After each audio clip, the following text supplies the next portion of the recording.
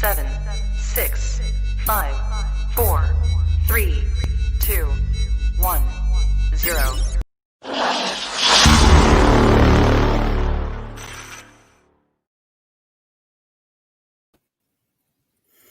Alrighty, hello everyone. Welcome to Women in Sports. So excited to be here tonight. Get a little break from the political things going on in the world. And yeah, I hope you guys tune in and listen. This is a Rising Coaches sponsored production. For more information on Rising Coaches and how to become a member and get involved, visit our website at risingcoaches.com. Also, check out our latest Women in Sports podcast, available on all podcast platforms. And yeah, now to introduce our guest for tonight. She's probably one of the most passionate people I know. She's absolutely incredible to work for. So much energy. Miss you so much. She is currently the Assistant Athletic Director of Development at Southern Illinois. Kate Hansen, thank you for being on tonight. Thanks for having me. I'm really excited. I'm so glad that you thought of me to be on the show. This is fun. Oh, absolutely. You are like the definition of girl gang in athletics. Like everyone needs a Kate Hansen. Well, thanks. You're welcome. You're welcome. All right. Well, we're just going to kind of dive into it. How are you? How are you feeling?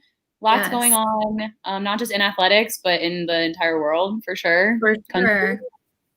Yeah, I mean, COVID aside, like we could not have a more entertaining 2020 with this election. So definitely been a little stressed out and feeling the anxiety, but at the same time, ready for it to be over. Like I know there's no end in sight with COVID, but ready for the election to be over. So yeah, absolutely. I can't even imagine. But yeah, to just kind of like get into you and your background, and obviously like you working as an assistant AD of an athletic department, what kind of like role did sports play in your life growing up, and how has that really like impacted your decision to then step into the sports industry? Yeah, well, I've always been athletic. I was never that kid who was really good at one sport. I played everything. And so because of that, I've always just had a general interest in sports. But then working in an athletic department, I was like, I know nothing on the scale compared to my colleagues. But in terms of fundraising, my background was not in athletics fundraising, but I had always had an interest in what that really looked like and what that meant. So my passion for sports and the fact that I had a little bit of knowledge, which I thought at the time was a lot of bit of knowledge, really helped kind of push me into this role. But it definitely was like like it was something that the timing just really lined up for me to get this position. I can't say I necessarily was like, I'm going to work in athletics. Like the timing worked out and I kind of fell into it. But have always loved sports. So For sure. Yeah. And even just talk about like kind of what you went to school for, what kind of was your path after graduation, and then just kind of like, if you could talk about linearly how you kind of ended up at SIU. Yeah. Well, so I went to the University of Arizona, and my degree is philosophy, politics, economics, and law. Like I thought I was going to go to law school. And when I was working in the summers, I did an internship with a children's law clinic in Kentucky, where I'm from, and couldn't do anything to help the attorneys. So they partnered me with their director of development. And as I was working with him, I got to apply for some grants and plan some events. And I was like, this is a lot of fun. And I really like this. And I didn't know this was a career. And typically what I had heard was, fundraisers, they're not fundraisers at first. You don't really know that that's what you're doing. You're building relationships and you're raising money for things that you care about. And so then once I had figured out like, wow, I can make a job out of this, I decided to kind of start working with the University of Arizona Foundation and figure out what suited me best. And that was like, I love working with people and I love building relationships. So fundraising became, in frontline fundraising, what we call, it's like I interact with the donors. That was my passion.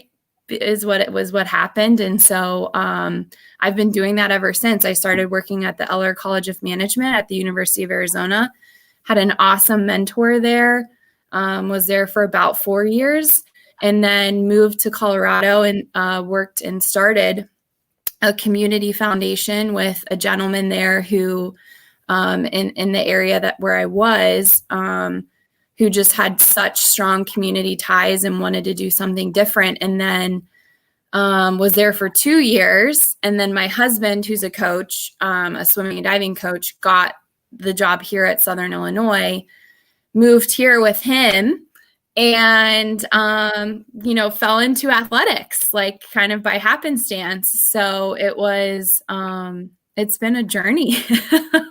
That sounds like a lot, but it doesn't feel like that much.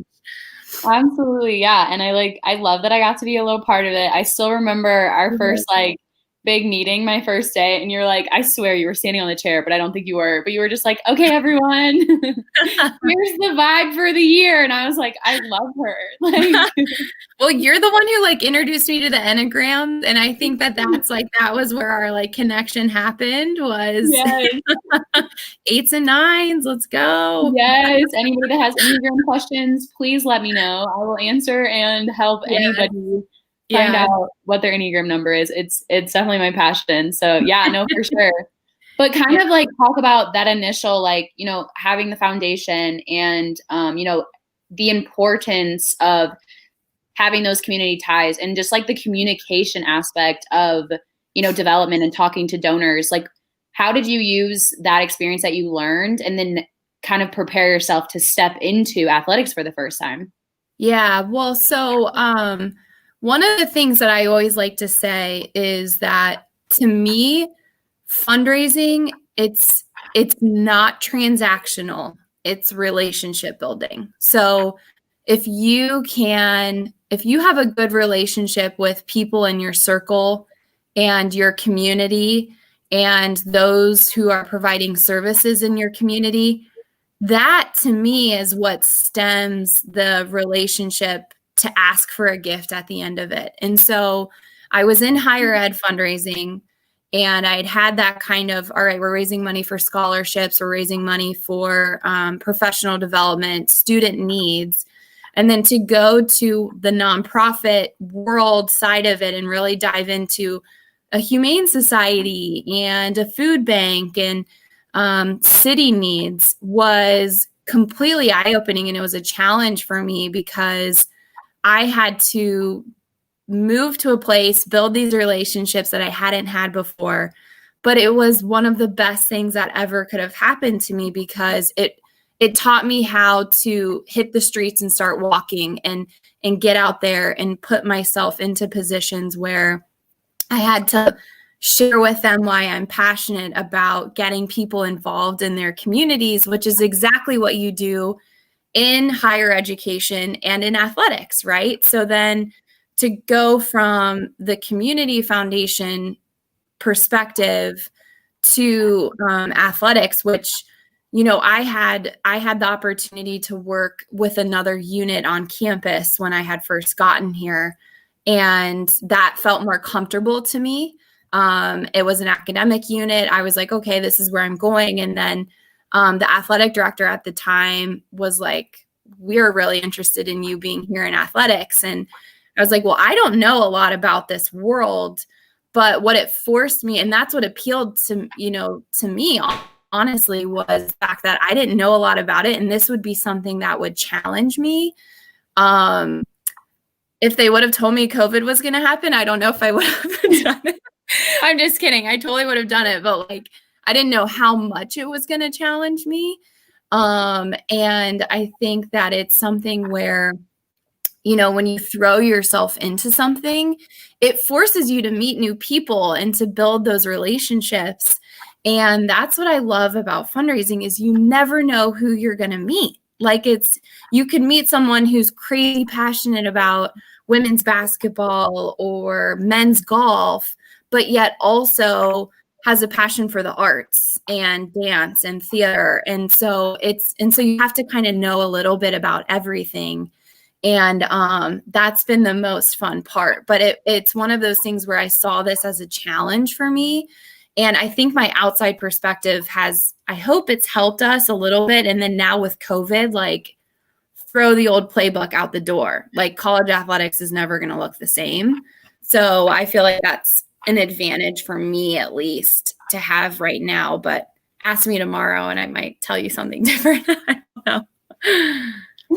Yeah, absolutely. And even too, like, I love that and like in a good way, like, obviously, like, being optimistic, like, I feel like college athletics aren't going to be the same, like, in a good way, because we're now like challenging the status quo. Like, I talk about it, I think, like, all the time, just like me thinking about my playing career and like the emphasis on voting and like having the day off. And like, I just see you, like, you were such an advocate for that, for sure. Like, you're somebody that is like empower the masses, for sure, especially like student athletes, the way that, like, you know, like, what you do. Like, not every athlete athletes probably don't know what development is and don't know how important it is to fundraise. Even coaches, like, you know, you're like passionate about a sport, you know, the X's and O's, you know, like, you know, what's important. But then, like, when you're at that high level, you're just like, wait, how do I get this money? Or how is this all happening?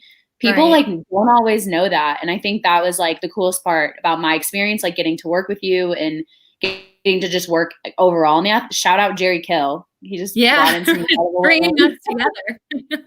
For sure. And just all of the other women and like people that he brought in during, you know, that like last year was just absolutely incredible. But yeah. And then even too, so you essentially find out you're moving, you've like built this, you know, foundation, your community, obviously that's super hard. How did you really kind of like process, you know, then moving with your husband, who is a coach, and then like working in the same building as him and that whole dynamic? Like, what has that really, you know, been like during your journey? It was really hard, like, at first, because Be Impactful, we had just gotten off the ground, and I felt like that second year I was really making connections. And our goal as a community foundation was to think of fundraising differently. Like, a lot of times when you think of community foundations, it's old, historic, really wealthy families investing. And I wanted people from any type of background to feel like they could give back. And so I was meeting people, I was like making those connections. And then this opportunity happened for him. And, you know, in athletics, obviously, you know, like you have to take those chances. You know, we had conversations about me staying in Grand Junction and not leaving and staying for a year or whatever. But then at the same time, it was like, you know, this is my family. This is, you know, how are we going to do this? How are we going to make it work? And then when we moved here, I actually took like 3 months off. You know, I did not come here with a job. Like, I came here and I took a break and really tried to figure out what kind of fundraising I wanted to do and if I wanted to work at another nonprofit. And, you know, when I had conversations with the other units on campus, about working with them in fundraising. And then when I met Jerry Kill, and he was like, think about athletics, you know, Jeff and I had to have like tough conversations about it. Already, you don't see your husband that much during a normal year if they're a coach. So for us, it was, well, you know, when you're busy, I'll be busy and what have you. And the first year, so then I thought, well, you know, we'll be working together, but not really, right? Like, I have 10 other sports that I'll be working with and however many other people. And, you know, the first 6 months, I would say, I really haven't been there that long. I don't even know how long I've been there. I guess like August to whenever, you know, it was eye-opening because I started in August, and typically new hires are like June, July. And so at least then you've got a little bit of downtime before the student athletes come back. And then starting in August, I felt like it was trial by fire, and like never saw Jeff. We were never home at the same time. We were never awake at the same time. I was like, what the heck am I doing? I was so exhausted. But it hasn't been easy. Like it's definitely a challenge because I'm in administration kind of, and he's in coaching. So I know things he doesn't know, or you know what I mean? And like, it hasn't been easy, but at the same time, we try to set that boundary of, okay, home is home. We're going to cut it off here. We put our phones away to the best that we can. But you throw in COVID, and like, it's just been such a weird experience. So, but yeah, but it's hard. It's like weird and hard. I don't know, but I love it. I don't know.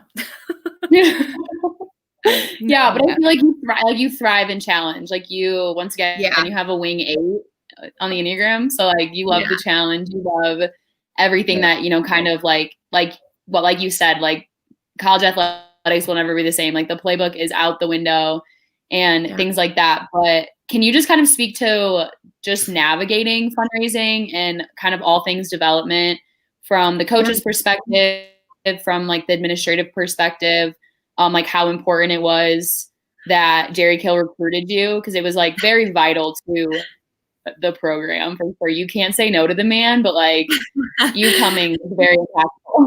Well, that was like a courtship. I mean, he was I was not even thinking about athletics, and that guy had me on the hook, and he was like, don't say nothing to anybody else. Don't talk to anybody else. We're going to get you hired here. And I was like, I don't even know what the job is. Like, I didn't really even know. I didn't know about ticketing. I didn't know about member benefits, like any of that stuff.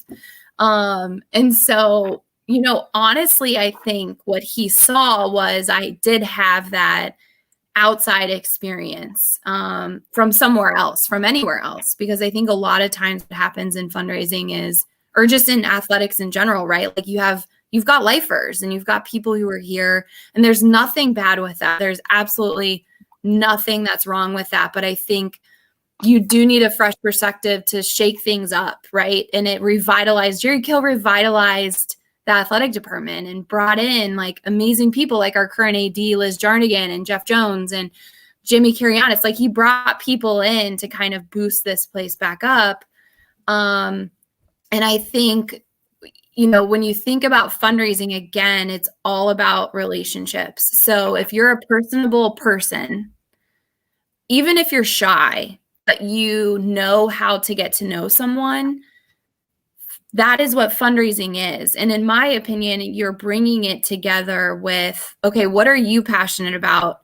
Here's what I have to connect your passions to what we're trying to do. And then it's like magic. I mean, that moment when someone says, well, I'm incredibly passionate about student athlete nutrition, and they tell you a story and you're like, holy smokes, you can make an impact. You can impact 400 student athletes right now with your gift and help elevate our program. Like, I love that. It gives me chills thinking about it. And I think a lot of times coaches and people think, well, I have to sell them something and it's transactional, and what do I get out of this? And it's not that hard. Like it's not that hard, and it's not that sterile. Like that to me feels like a weird, gross sales situation. And I'm like, no, like we're going to get to know this person and we're going to bring them into our circle, and they're going to want to impact these kids, and they're going to want to impact this university. And, I think Jerry Kill was great at that. Like he was super great at being like, hey, remember that one time you did X, Y, and Z and like whatever. And I think he saw that in me. Like I always pride myself in like, if I'm really passionate about something, I know I can talk about it and get other people talking about it. And so that I think he knew how important that was. And as a head coach, like he knew how important that was. And we really connected on that. And what I tried to bring to this athletic department now is like, it's not transactional. A lot of times we think of ticket sales and like people buying their seats as a fundraising. It is a fundraising mechanism for sure, but people also care about, like, I don't know, equipment and mental health and COVID relief. And you know what I mean? Like, so did that answer your question? I feel like I just went off. I'm sorry. Yeah. No, it literally did. Essentially, 100%. Because you just like, you kind of talked about like, it's not like transactional. Like when I think about like fundraising, I'm like, ugh. Like I think about when I was in high school or like when I was a college athlete, I would like call our boosters and like, it was just awful. I mean, like I understand, hold on. Yeah.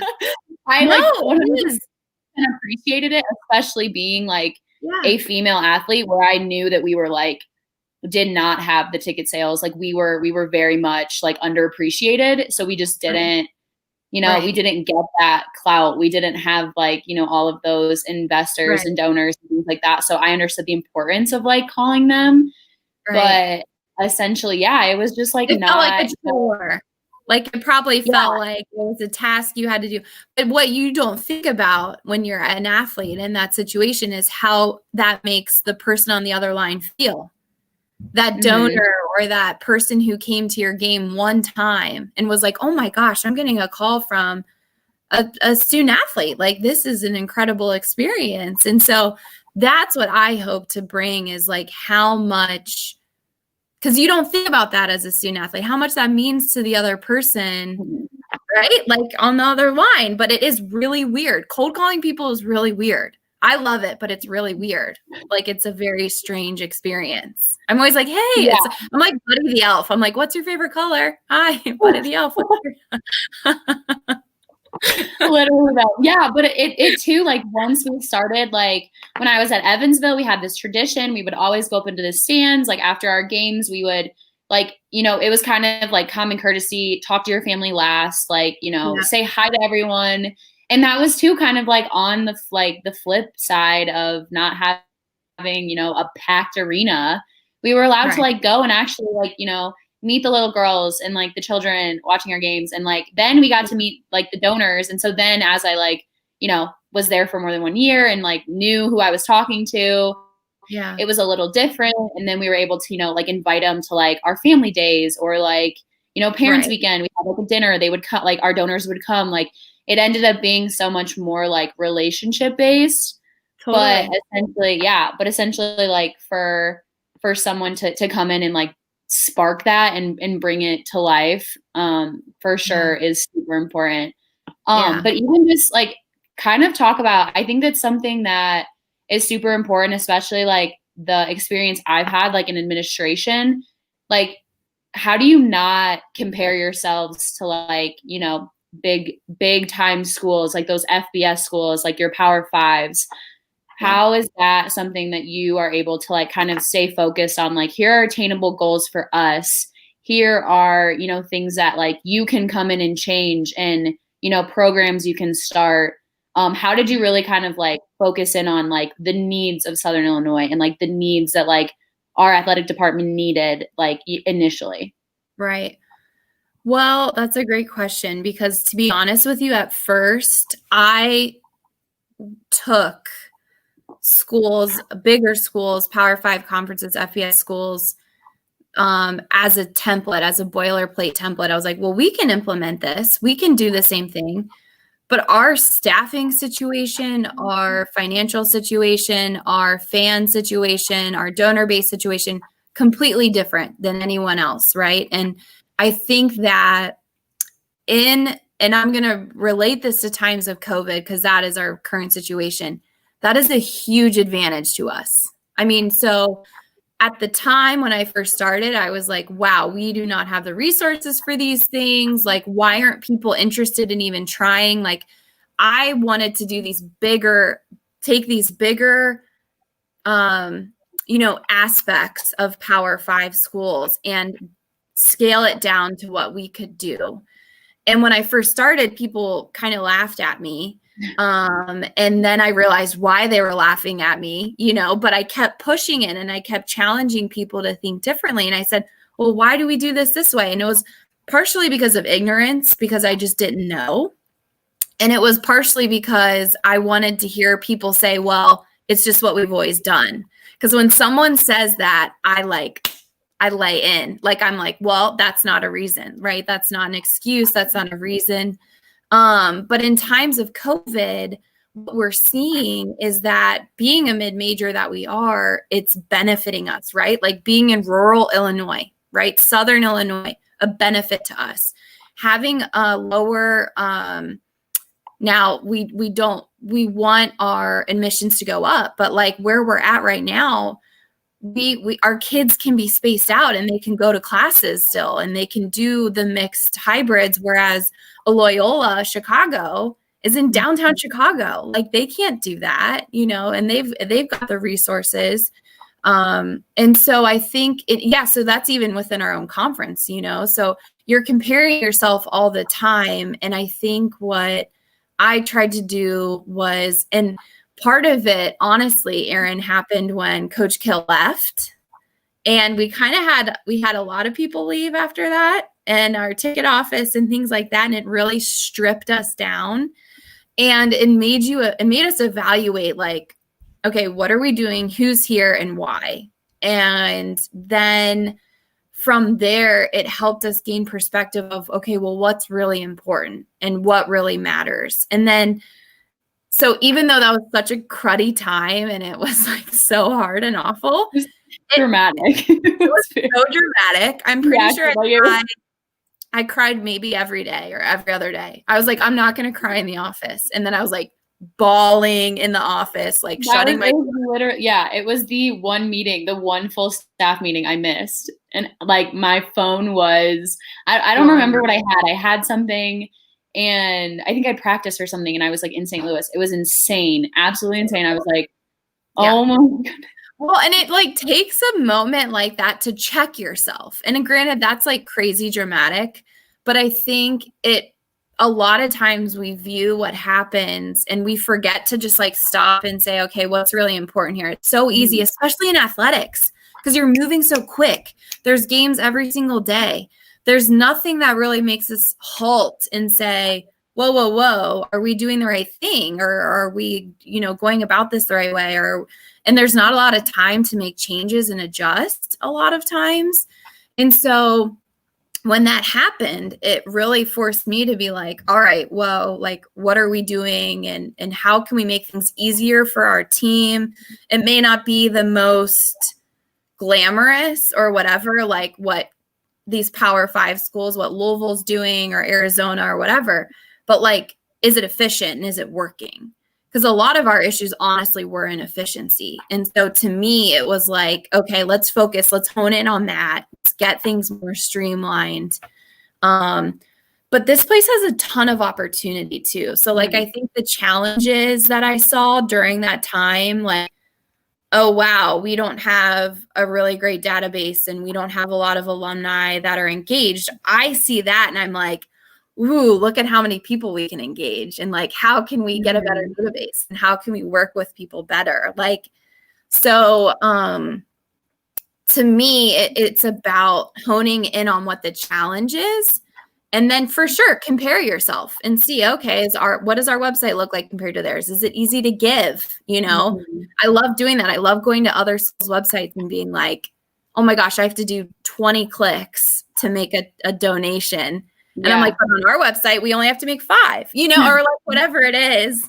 Like those are the little things that you have to compare. I think the overall comparison is where you go down the rabbit hole and like it spins out of control, Yeah, that was a great answer too, because you talked about like there being opportunities. I feel like obviously like basketball's our background. That's like, Rising Coaches, that's the company I work for. But it's just like the ability to be able to, make magic where you're at, I think was like SIU was like the perfect example of like, you talked about so many opportunities and like, are we being efficient and how are these things? And it like made me so thankful to like step out of my, like to be able to step into like my first, like being an adult, not being in college, like not being a student athlete and things like that. And then not being a part of a team, I was like, wow, this is like going to suck. This is going to be super, whatever. But like those opportunities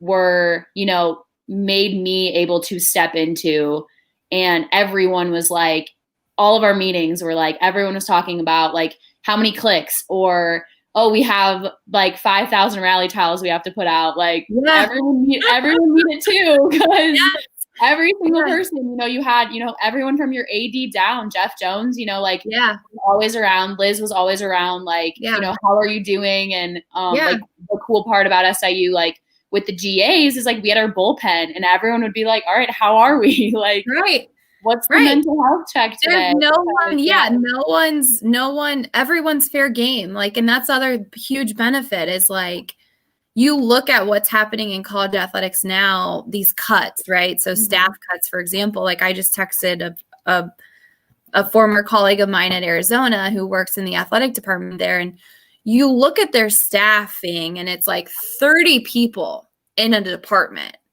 And I can't even imagine that, right? Like, so, and we are thin, but we're all invested. Like, that's the difference. Like, we all know what's going on. It may not be the smoothest way to get to the game, to get to the end result, but like, we're all putting out rally towels, or we're all like, and I think that that's like a huge benefit to this size school. And I think that like at this stage in the game,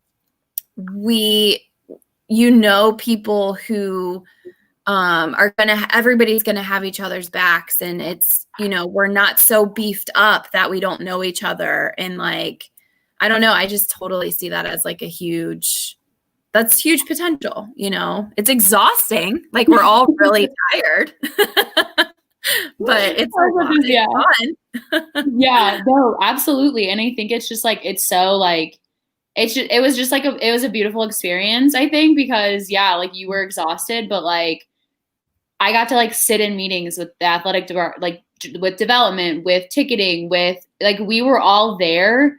And it was just like, once again, you kind of said like that staff roster was like 30 people deep, but like for us, it was like, I didn't even realize that like I had like so many incredible like opportunities and responsibilities that other, GAs weren't getting, or other people that are like entry level at, maybe bigger schools, or even just like other schools in general in our conference. Like, I was like, wait, there's like actual marketing, like employees that are like full time that actually run the games, when I'm like, I'm sitting with the headset. Like, I'm the person that's like cueing music. Like, the field trip to the game was like by far the, like, I could not believe it.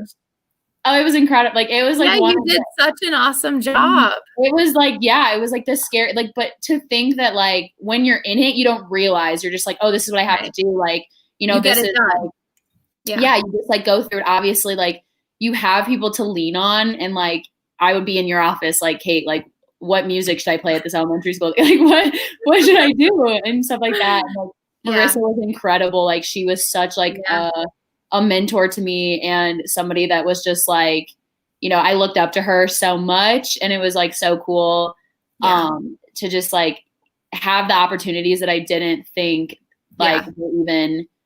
Well, and that's what I just like, I feel like this is the classic example of how easy it is to get imposter syndrome, right? Like, to think, oh my God, I'm not capable of this. And wait, did I really do that? Like, what I did, you downplay. And I feel like we as women, a lot of times downplay what we do.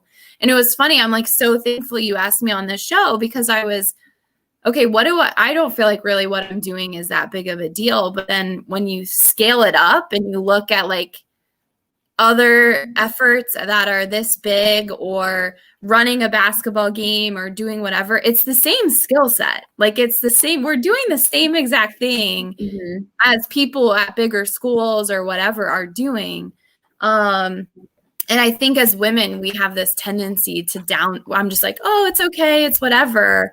But I'm like, no, this is a really big deal. And you need to put that on your resume that you did that. And you need to, and it's that reminder constantly that, No, I'm like good at my job and I like what I do. And like, yes, I should be on this show because I do know what, you know what I mean? Like, or yes, you know, or whatever it is, or for you, you know, like go after this job. Like you took a chance on this and look at what you've made of it, you know? And I think we forget because we're just like so in it, you know?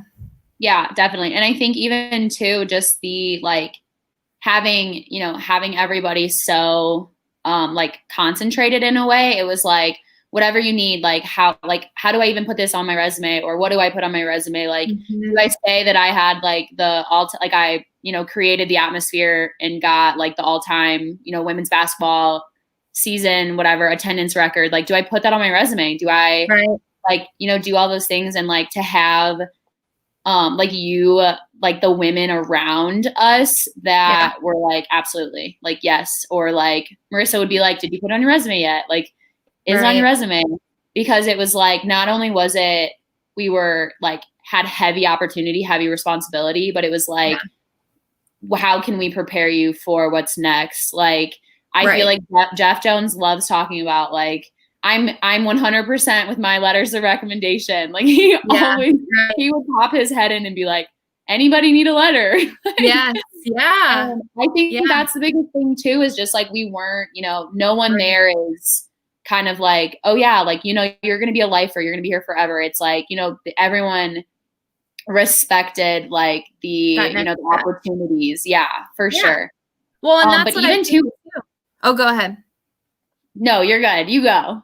Well, I was just going to say, I'm like looping this back into coaching because I'm like, I want people, the coaches who watch this, to know that, you know, if you have a fundraiser or someone say like, you know, you shouldn't be fundraising or you shouldn't be building these relationships, you should just be focusing on X, Y, and Z, like, especially as a woman, like brush that off and be like, no, these are my relationships, own it and say, this is something that I can contribute to. Because I think, again, a lot of times as female coaches, it's really easy to just kind of let the administrators or everyone else overtake that. And I'm sure, you know, again, I'm not a coach, but I'm assuming to get to a coaching level, you've got to be dominant in some type of way.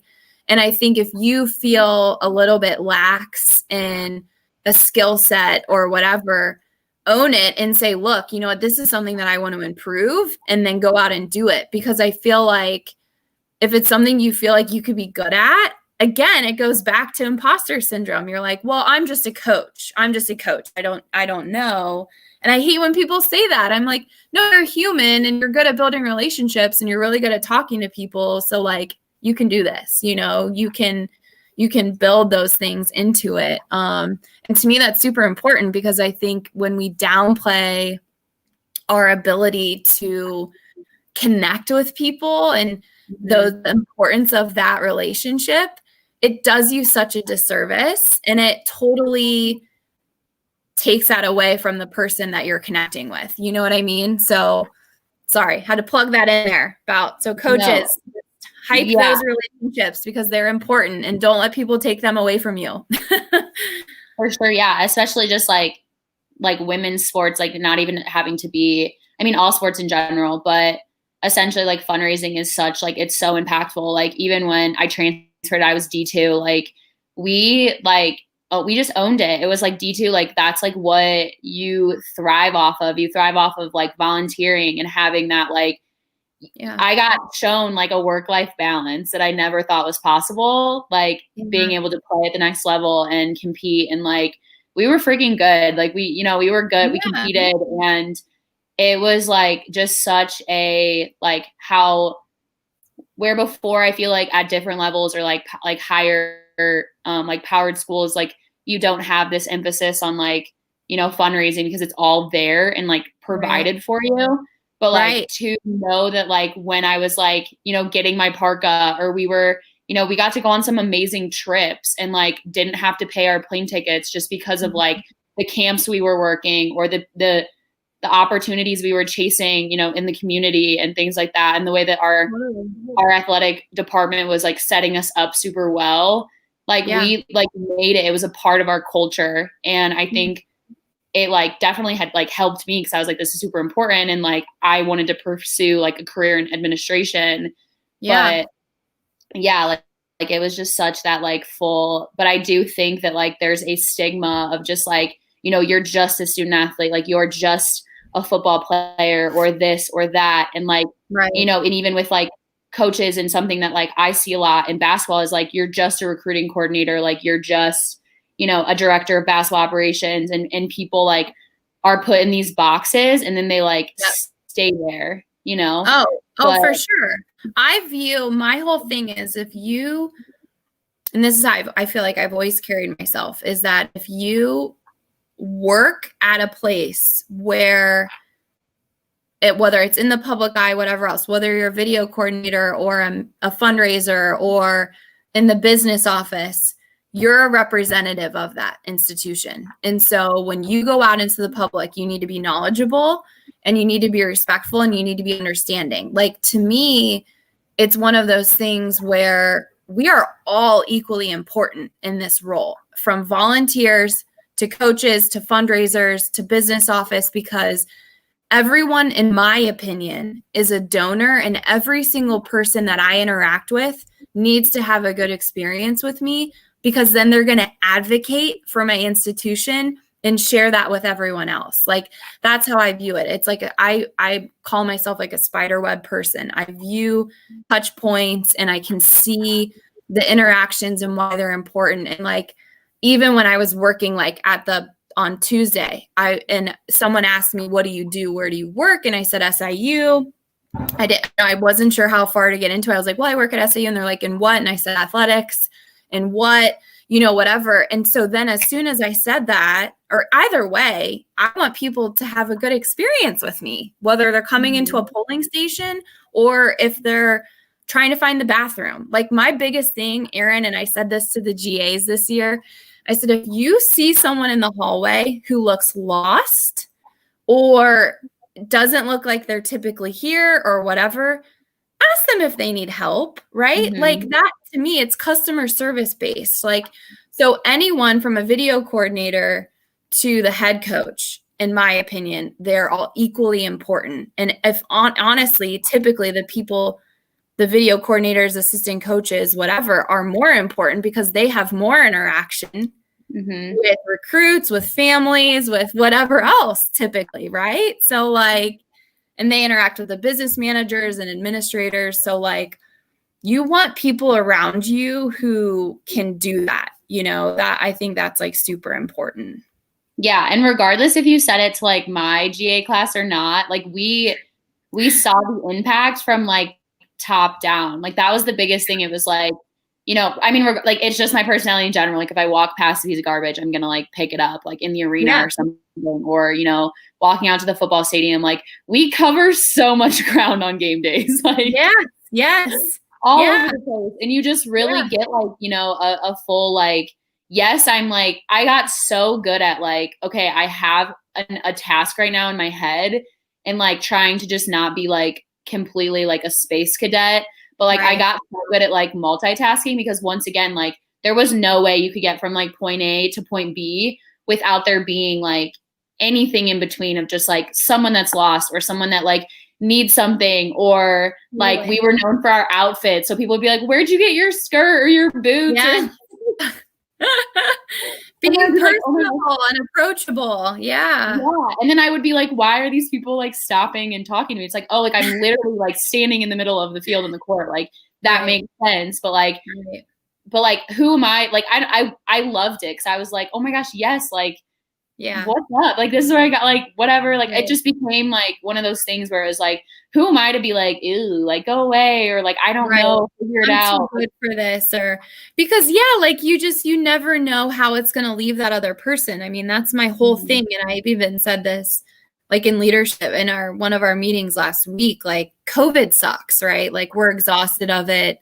Everyone is we're all on edge. We're all working so hard in administration right now to figure these problems out. And my whole thing is, I said it forgetting about like the masks because it was on a Zoom call, but I said, there is zero reason for us not to smile at one another, for us not to say, hey, how are you doing? What's going on? You know, have you been outside lately? Whatever. There's zero reason for it. Like, we should all be able to, at the end of the day or during the day, really, to have that type of, I'm like all about customer service. And I feel that way with my colleagues. I feel that way with my husband. I feel that way with my dogs. Like, I'm like, does everyone have what they need? Like, that's such a part of who I am. And I think it's something easy to do to make other people feel good, you know? And so that's why I think, like, plugging like the coaches thing on this is that when you're thinking about who you want around you, like if you're an assistant coach right now who's going for that head coaching job, who's going for that next level thing, try to find the personable people who can understand how to interact with the broad spectrum, because you never know who you're going to encounter, and they're always going to be a representative of you. If you're a head coach, your assistant coaches represent you and your program.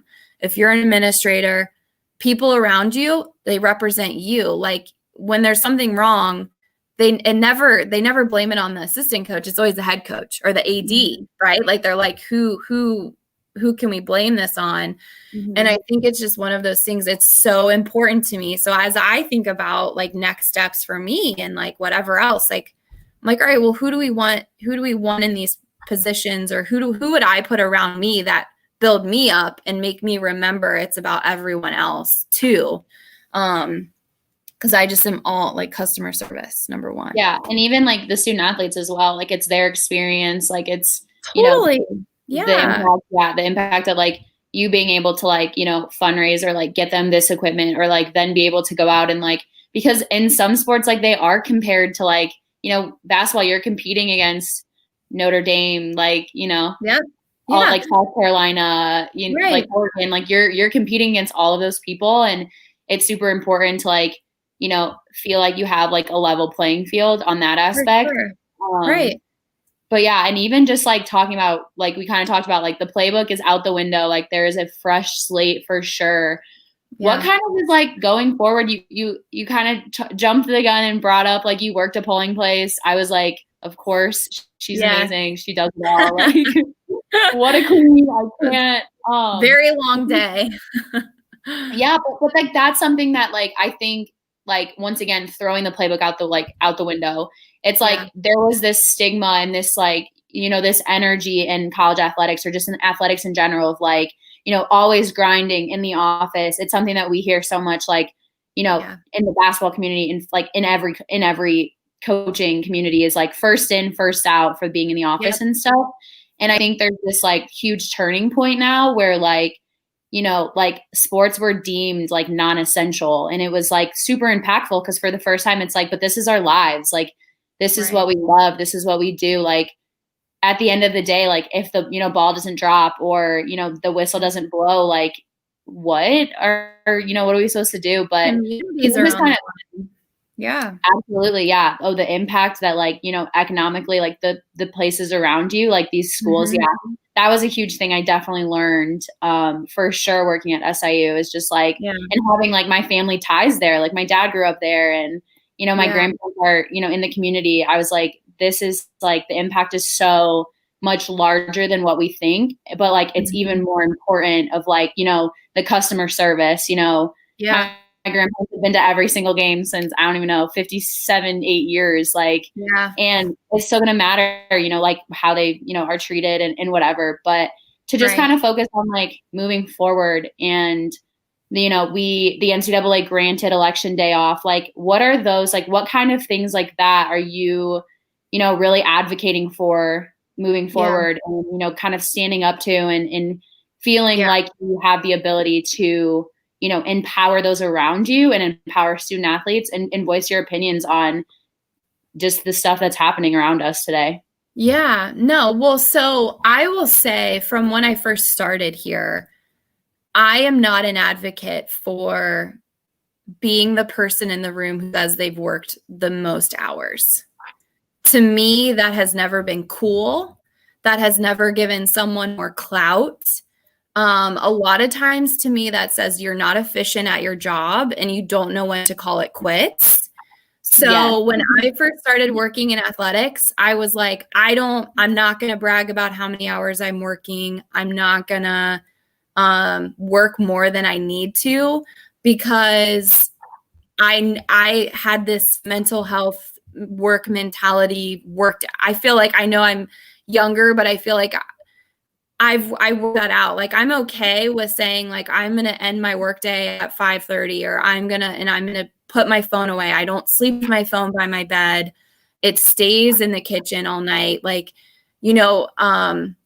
I had heard this, the former CEO of Deloitte, Kathy Engelbert, who's now, I think she's the head of the WNBA. She came to the University of Arizona and we hosted an event, and she was the executive of the year for us. And she had said, I was in this room with other Fortune 500 companies, CEOs, and the question was posed, how many of you sleep with your phone in your room every night? And like, everyone raised their hand except for her. And she goes, what I learned from that exercise and what I had expressed was, like, I'm not the president of the United States. Like, yes, I run Deloitte, but like, just because I don't look at my phone, the world's not going to end or whatever. So like, one of the things that I felt like when I started working in athletics, especially because I started like right when fall season was about to happen, was I wanted to institute to my colleagues, like, not all of us need to be at every game. Not all of us need to be at every event. Like, we were so thin, it ended up being that we all needed to be at everything. But like, to me, I don't think it's cool to brag about how much you work. Like, it really actually annoys me more than anything. And I think when people do that, they're just bragging about them not being able to get their job done in a timely manner. You know what I mean? Like, yeah. It really bothers me. So that's like my first thing with that. So then when we got election day off, I had said, for personal reasons, I felt like it was important for me to work because of what I had been hearing about the classic, the stereotypical poll worker is a retiree over the age of 65 who is, very, like, they're COVID, like, they're perfect candidates for COVID, and I can't remember, I don't know what word I'm trying to find right now, but they're vulnerable, like, they're very vulnerable to getting it. So when I heard that, and I had friends talking about doing the training and whatever else, like, I was like, yes, this is something that I need to do. And it obviously, this year was an important year, but I feel like with COVID, I just felt like why not, right? If I have the day off. And it was funny because on Monday, we're about to launch like a really big campaign for this athletic department. And I'm busy, like, I'm very busy. And I was thinking on Monday night, how nice it would have been to have Tuesday where no one was going to contact me and I was going to be able to like get tasks done. Like, I had no Zoom meetings, right? Like, no Zoom meetings, no emails. I could just bust stuff out. And I was like, oh my gosh, like, do I do this? I mean, I'm not even kidding. On Monday night, I was like, God, I'm so stressed about work and whatever else. Like, do I do this? And then my husband was like, think of how big this is that you're doing this, and it's for a good cause, and you're going to be working with people. And like, I was so worried about being bored during the day. And I brought my computer, I like brought a book, I brought everything. And we ended up not doing, like, I was so slammed. We were so busy the whole day. And politics has always been something that I've been and very passionate about. I worked for the National Institute for Civil Discourse in Tucson. Everyone should Google them. They're amazing. When I was at Arizona. And, to me, it was about it. I don't necessarily feel like it's like everyone's civic duty to do this, because I do feel like you have to be able to handle tough situations. Like, it's a job. Like, it felt like it's not something you just like volunteer to be casual about, like working at a polling station, which I thought was like the way it was going to be. But I love now being able to say, like, I actually helped with the student athlete voter registration. And I love now being able to, like, if I see a student athlete who came in during that time, or if I see an assistant, like one of the coaches I worked with, like, being able to say, oh my gosh, you guys should check this out, like, next year. Like, if you're going to talk the talk, like, you need to walk the walk. Mm-hmm, and I feel like why not? I had the opportunity. I had the time off. I'm very thankful I did it. I was so exhausted. I like looked at my the watch. I have like the iWatch or whatever, and it said how many steps. And I was in this small space, but because I was like walking back and forth and like sanitizing and like letting people in, I got like so many steps in. So it made it worth it. Yeah, basically it was like game day. Like you just like the adrenaline was going. Totally. You had like you are like kick in, and it's also like my favorite part about it is you're working with people. It's mixed party, right? So the election judges, it's Republicans, Democrats. You're bringing people in. It's like everyone was kind. Like I think what we forget in the way right now in America is like these are our neighbors, and these are people who may have different beliefs than you, but we all have the same concern for one another. And that may not be true for everyone, but it was something where I was working with people, getting to know people. It didn't matter what party they were. Like I was commenting on people's masks. Like it's the simple things that we forget. I'm like, that's such a cute mask. I didn't know if they were a Democrat or Republican. Like it didn't matter. You know, I was keeping people social distance because they knew we wanted to keep them safe. Like I think it's the underlying thing that we forget about. And I hope that if I get an opportunity to talk about it with our student athletes, like that's something that I can convey. Because I think a lot of times when you're in those situations, you worry about hostility and the divisiveness of this day and age, obviously. And you're in a big city and you're experiencing that, and people across the country are. But it's just so bare minimum, right? Like we're all human. We're all here for one another. And that's what I loved about it. Like you could even kind of have those tense moments and then it gets diffused because you're like, oh my gosh, isn't it a beautiful day outside? You know what I mean? Like, it's just like it's things where you and even for the student athletes, like you helping them register to vote. Like, I feel like that was a huge thing. Like when this was all happening and like we had, you know, I had this platform with like my co-host at the time, Ashton, who like was a big part of Women in Sports. Like we were like, wait, like we have this platform that we need to use and to talk about. And like, same thing with like a lot of the things that we were hearing about, you know, just like the lack of education and like how to register to vote. You know what I mean? Like, thankfully, like my parents are super like active in our community, like stuff like that. And so like, I've never like kind of had to question, but like for me to be like on my own, I'm like, how do I vote? Like, how do I even do that? No, it's privilege. Like, I mean, it's total privilege. I was the same way. My dad always sent me my ballot when I was in college. Like, I never had to worry about it. And then I go and I help these kids register here at SIU. And I'm like, oh my God, they had in certain states, you have to print something off and then you got to sign it and then you got to print another thing off. Like, it's a lot of work. And I think there was a ton of hype, right? Like, it was like all this hype, like register to vote, register to vote, register to vote. And then it's like, but then you actually got to vote, right? So, and I think that that's what we're seeing now. And that's why I felt like, okay, I need to work a polling station because to me, I was about the hype. I was like, vote, you know, register to vote. And honestly, a lot of my people in my circle, I'm so privileged, like everybody was registered and to vote. But then it's like, can I confirm that you're actually going to vote or you're actually going to do it? And I think for me, it was, again, it was the hype. And I had to follow through with like, okay, I voted and now I'm going to help other people vote. And I think that that was what's cool about what's happened in athletics and the power of our voices in that, you know, we saw it from the NBA to the NFL down, like WNBA, everybody they said vote. They said, these are the issues we care about. And then now this is why the election, it's taking 1 million years for us to figure out who's president because everybody is doing it. Right? Like everybody's showing up and letting their voices be heard. Yeah, 100%.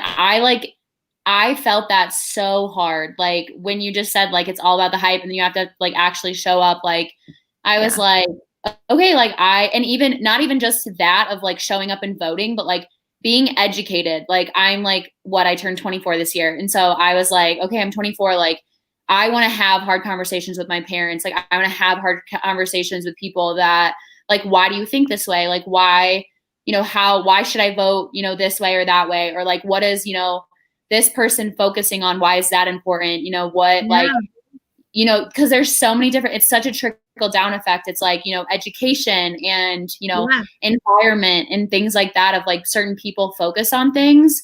And then at the end of the, like, there's, like you just, you know, you have to not only like, you know, talk the talk, but then like walk the walk and then make like an educated, you know, not an educated, but like a decision that like is something that is going to, you know, like I personally don't vote for myself or like my privilege. I vote for like how, you know, how can this impact more people than just me? Or like, you know, I'm voting for like the children I work for, you know, this is their future that I'm thinking about. And like, it was just like, it was, definitely. I had that moment of like, yeah, so it's bigger than us. And I hope, and this is what I say, even with like, you know, sustainability is a big key word for me in fundraising and everything that I use that word a lot. Diet, exercise, like, Erin, you know how much I use this word. Like, is this sustainable? Is this habit sustainable? Will I actually work out every single day this week? Probably not, you know, but like, is what I'm trying to do sustainable? And I think that when it comes to this year and what this year has done to this country and COVID has done to this country, I hope that moving forward, now that we're going to get through this, I hope that this energy lasts and that we pick up some of these habits, right? Every single year, we should be registering our student athletes to vote. Like, it's serious. We should help them with this. This is a basic knowledge that everybody should have. We should be encouraging them. We should, you know, take the day off if we can. Like, I just think it's one of those things where we have to change what was the standard. And that's what 2020 has done, is thrown the standards out. And we have to say, okay, this is our new normal. And our new normal needs to be everybody who can vote votes. Everybody who has the opportunity to help people vote should do that. And we should just move forward like this is our new normal, that we're going to have a bajillion people voting every single year, and that it will take time because mail-in ballots will be happening. You know what I mean? Like, I want these conversations to start happening to where, like, how can we do this next year? You know, and why not? You just like not even like the presidential, like, you know, everything that's happening. It's just like, it's the importance of, you know, like everything's important. We learn about government. Important. Like every little thing. Yes. They all matter.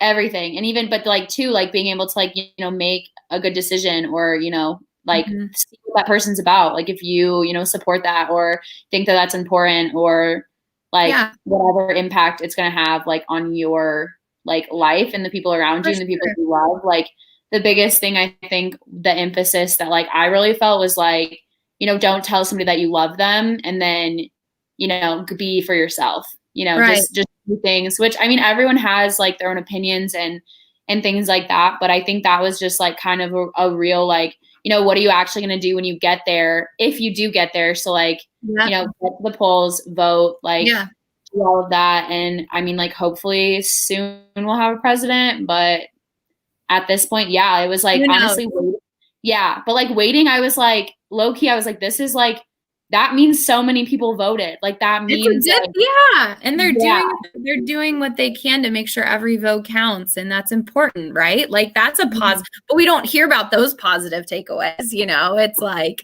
absolutely, but you know, I'm like, tell me something good. Like I know, I like flip the channel between like PBS, like Curious George, and like the election. I'm like, I'm over this. All right, what's going on Arthur? You know, or like the life lessons that those Sesame Street can teach us, you know? It's literally, it's so important for sure. But just kind of to like wrap things up, where do you really see the future of, you know, sports going, you know, the demographics of them, the diversity, like just kind of the last, like for women in sports, like what do you really see the future of us being like, you know, moving forward after this? Well, I saw, like, this is not a positive thing to start that question off with, but I saw a statistic that was like, you know, 1 in 4 women are leaving the workplace. Like, I don't know if it was that drastic. I'm probably butchering it, but women at this stage in the game, the odds are not for us. Like, I don't have children right now, but I cannot even imagine, no matter what industry I worked in, having a family and dealing with that, and put working in an athletic environment on top of that, like, get serious. You know, I mean, women pre-COVID working in an athletic department, it is so nonstop. Like, it's a tough line. And I have not been in this industry, the athletics industry, long enough to experience that. And that's what I respect so much about our athletic director, Liz Jarnigan. Like, she's built a family, she's made it work. But like, I think she probably would be the first to tell you, like, you have to sacrifice. And I think right now what we're seeing, it sucks, but people are leaving, and we actually need more women in this, because I think that women have the wherewithal to say, look at things more holistically than men. I'm generalizing, so like, this will probably get proven wrong, but I do believe that women have a tendency to look at things, the bigger picture, and we need more of that now. Because the more narrow-minded we get in this industry, the worse off we're going to be. We put all of our chips on the NCAA men's basketball tournament. Look at where that got us. Like, that is the worst decision we could possibly have made. Did we know better? No. Did the NCAA know better? No.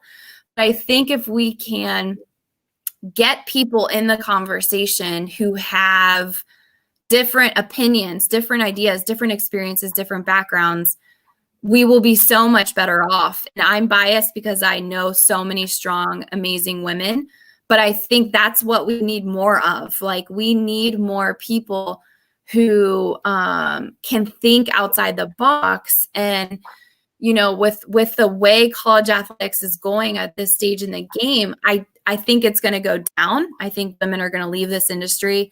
We're going to be like a phoenix and then rise again, because I think it's something that the NCAA right now has to reset. Like, they have got to stop and pause. They have to focus on revenue generation for these departments and these universities in other means.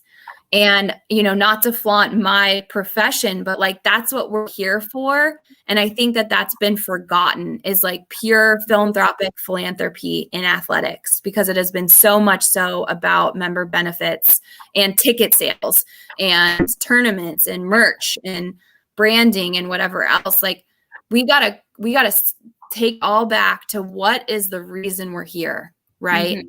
We're here for the student athlete. We're here to support their experience and to make them better people. And I think COVID has stripped that down, right? Like, NCAA at a certain point, it's like revenue generation, money makers. Student athletes are our money makers. Mm-hmm. And they're humans. They're student athletes. They're 18-year-olds trying to go to college and get a degree. And, you know, for us, it's something where we have to look at that. And so I encourage people, like, I'm never going to be the person who's going to say to you, like, push through it no matter what, like, even if it makes your life awful. I think if you're a woman in this industry right now and you need to take a breath, like, take a breath, do something else for a minute, see where your path leads you. But when you're ready to come back in, like, get back in the game, because we need you in this industry.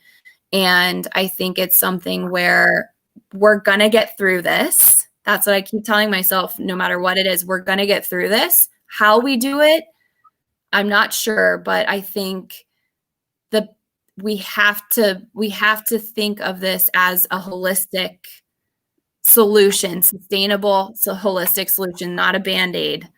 But yeah, we can do it, I think.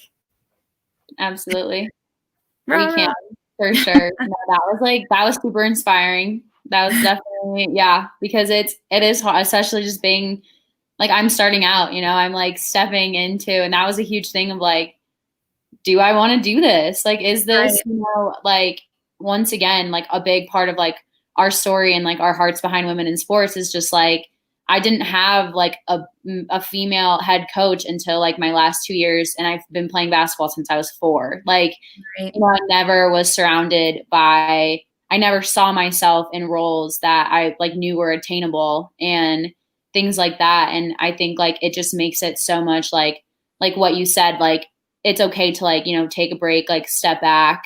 Yeah. But like we do, you know, need to rise up and like walk arm in arm and for sure just like go after it. And yeah, that's like definitely been, I think, something that I've challenged like other people that are younger than me, like even in college. And, you know, I've talked to like my like former teammates and coaches and just like be vulnerable and like be like, this sucks, but like we're gonna get through it. It's gonna be okay. But like don't pretend like everything is normal. Like use this time to really like like self-reflect of like what brings you joy? Like what do you love? What you know, where's your mental health at? Like how can I help you? How can, you know, I love you super well through this and like, you know, lean on each other and things like that. So yeah. Oh, I miss you so much. Girl power.